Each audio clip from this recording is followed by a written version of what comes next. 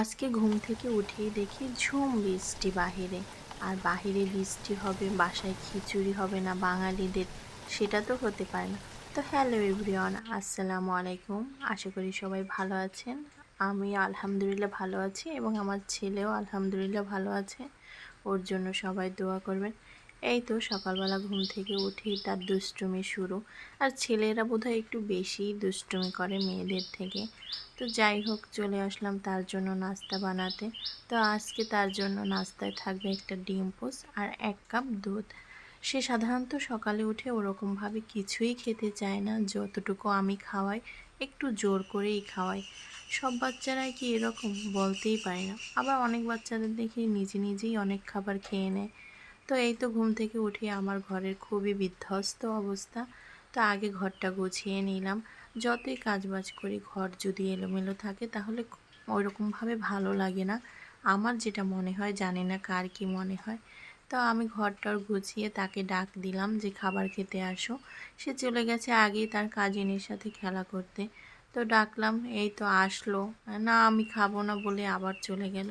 তো তাকে জোর টোর করিয়ে ডিম পোস্টটা খাইয়ে তারপর চলে আসলাম রান্নার কাজে। তো আজকে আমার মশলা করা ছিল না, যার জন্য আমি আদা এবং জিরাটা ব্লেন্ডার করে নিচ্ছি। তো এই তো দেখতেই পাচ্ছেন আমার ব্লেন্ডার করা শেষ। এরপরে আমি গুছগাছ করে তারপর রান্নার কাজে আসব।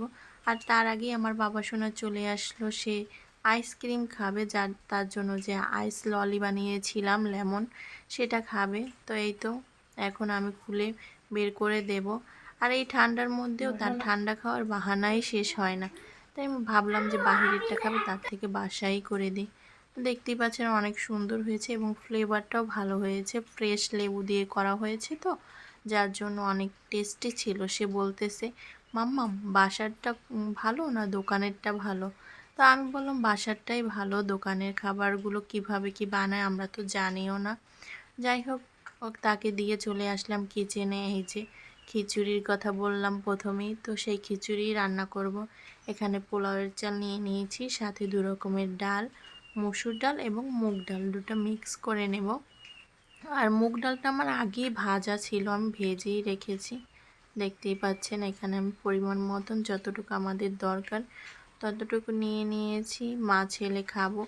আজকে তার দাদিও বাসায় নেই, দাদাকেও খাবার দিতে হবে, যার জন্য সেরকম পরিমাণে রান্নাটা করে নিয়েছি। আর এখানে নিয়ে নিয়েছি চিকেন। অনেক দিন যাবতই গরুর মাংস খাওয়া হয়, তারপর আমি আজকে বললাম যে একটা চিকেন নিয়ে আসো, সেটাই খাবো। তো তার বাবা আগের দিন রাতে আমাদের এনে দিয়ে অফিসে চলে গিয়েছে। এই তো আমি সব টুকটাক করে গুছিয়ে নিয়েছি, এখন রান্নার কাজ শুরু করে দেব। কড়াই বসিয়ে দিয়েছি, এখন কড়াইতে পরিমাণ মতন তেল দিয়ে দেব। আজকে আমি আগে চিকেনটা বসাবো, চিকেনটা পাশে চুলে বসাই দিয়ে তারপর আমি খিচুড়িটা দেন বসাবো। তো দেখতেই পাচ্ছেন ফার্স্টে আমি তেলের মধ্যে পেঁয়াজ কুচি দিয়ে দিয়েছি। এখানে পেঁয়াজ কুচির ভিতরে এখন সব গরম মশলা অ্যাড করব, তারপরে এটা ভেজে নেব। এই তো আমি গরম মশলাগুলো অ্যাড করছি, এখানে দিয়েছি দারচিনি, এলাচ, লং এবং তেজপাতা।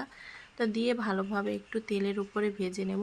এই মশলাগুলো তেলের উপরে ভেজে নিলে একটু ফ্লেভারটা ভালো হয়, ভালো একটা গন্ধ বের হয়।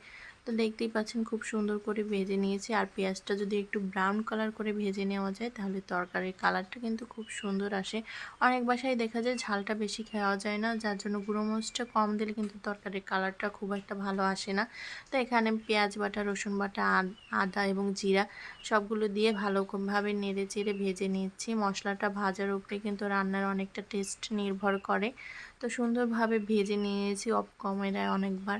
তো এখানে আমি লবণ, হলুদ, মরিচ সবগুলো অ্যাড করে তারপর ভালোভাবে কষিয়ে নেব। তো আমার সবগুলো দেওয়া হয়ে গেছে, এখন ভালোভাবে মিক্স করে পানি দিয়ে আমি কয়েকবার কষিয়ে নেব। তো এই তো দেখতেই পাচ্ছেন আমি দিয়ে দিয়েছি এর মধ্যে পরিমাণ মতন পানি।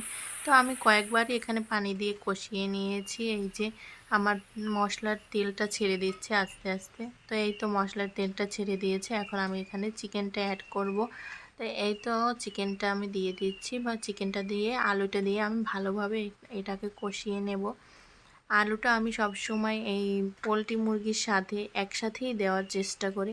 তো এটা আমি অনেক সময় ভেজেও রান্না করি, কিন্তু আয়নের জন্য ভাজাটার থেকে এরকমভাবে রান্না করাটাই ভালো, কারণ ও শক্ত হলে খেতে চায় না, গরুর মাংসটাও এরকমভাবে খেতে চায় না।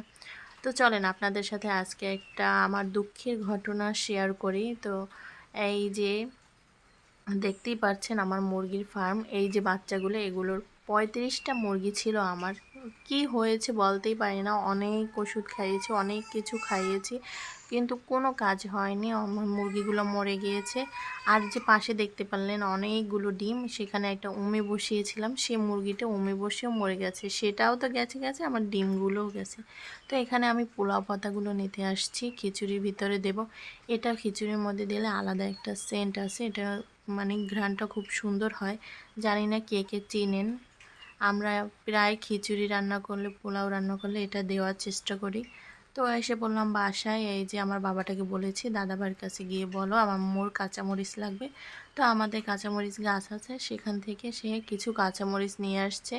এখন দেখাচ্ছে ওই গাড়িটা কিভাবে চালায়। তো আমি তাকে বারবার বললাম এইভাবে চালায়, বলে হ্যাঁ এইভাবেই চালায়, দেখো আমি কিভাবে চালাচ্ছি। তো এই তো তার দুষ্টুমি সারাদিনে কোনো শেষই নেই। তো এখানে আমার মাংসটা কষানো হয়ে গেছে, এখন এর মধ্যে আমি পানি অ্যাড করব। তো এখানে আমি গরম পানিটা অ্যাড করেছি। যে কোনো মাংসের তরকারিতেই কিন্তু গরম পানি অ্যাড করলে টেস্টটা বজায় থাকে।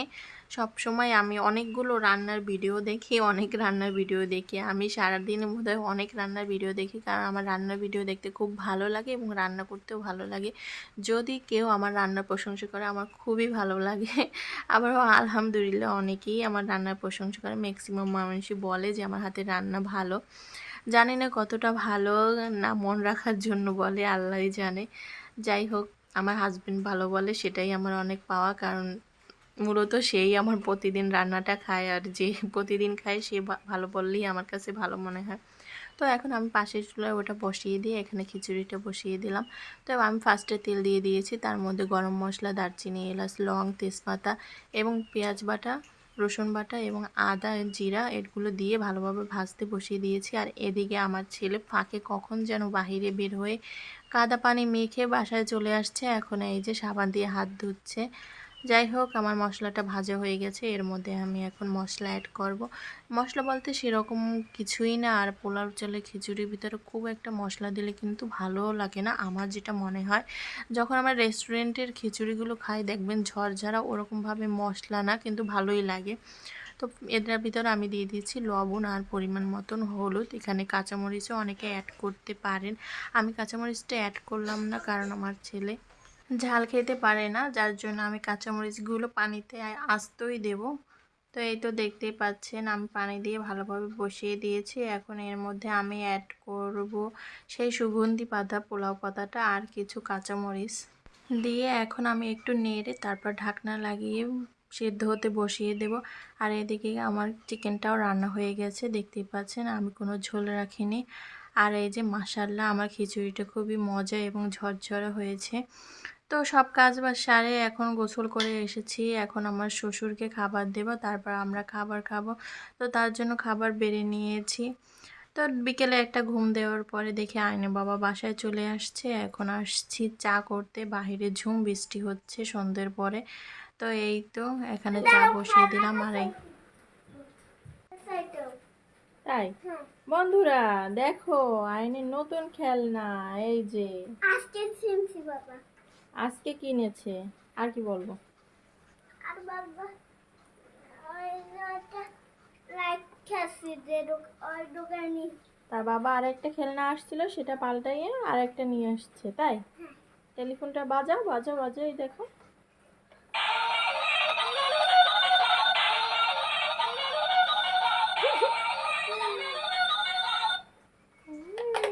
অনেক সুন্দর। তো আইন শোনা তার বাবার সাথে বাহিরে গেছিল, সেখান থেকে একটা খেলনা কিনে আনছে, আর সাথে নিয়ে আসছিল পুরি চা খাওয়ার জন্য। এই তো আমি এখন চাটা হয়ে গেছে, ঢেলে নেব, দুধ চিনি আমি কাপে নিয়ে নিয়েছি। আর আমি সাধারণত এইভাবেই চাটা বানাই, আমার ওই যে দুধ চিনি অ্যাড করে ওরকমভাবে বানানো হয় না, মাঝে মধ্যে করি মেহমান আসলে। তো এই তো আমি চাটা এখন সুন্দরভাবে ঢেলে নিচ্ছি, তারপর আমরা একসাথে বসে সবাই চা খাবো। আর এদিকে আমি পুরিটা ব্যাগ থেকে বের করে নিয়েছি, এই তো দেখতেই পাচ্ছেন এখানে আলু পুরি আছে, তো আলু পুরিগুলো এখন বের করে নেব। এই তো আমাদের সিম্পল নাস্তার সন্ধ্যার পুরি, চা, আর আয়নের জন্য একটু সেমাই করেছিলাম। এই তো দেখতেই পাচ্ছেন। তো আগে ওইটা একটু খাওয়াবো, সে চা খাওয়ার জন্য বলছে, সেই জন্য ছোট্ট একটা কাপে চাও নিয়েছি। তো আজকের ভিডিওটি এই অবধি। যদি আমার ভিডিও ভালো লাগে অবশ্যই লাইক, কমেন্ট এবং সাবস্ক্রাইব করতে ভুলবেন না। তো অনেকেই আমার ভিডিও দেখেন কিন্তু লাইক করেন না। অনেক কষ্ট করে ভিডিও বানাই, ভিডিও বানাতে অনেক কষ্ট আছে, হয়তো বা আগে বুঝিনি। যদি ভালো লাগে অবশ্যই একটা লাইক দেবেন। আল্লাহ হাফিজ।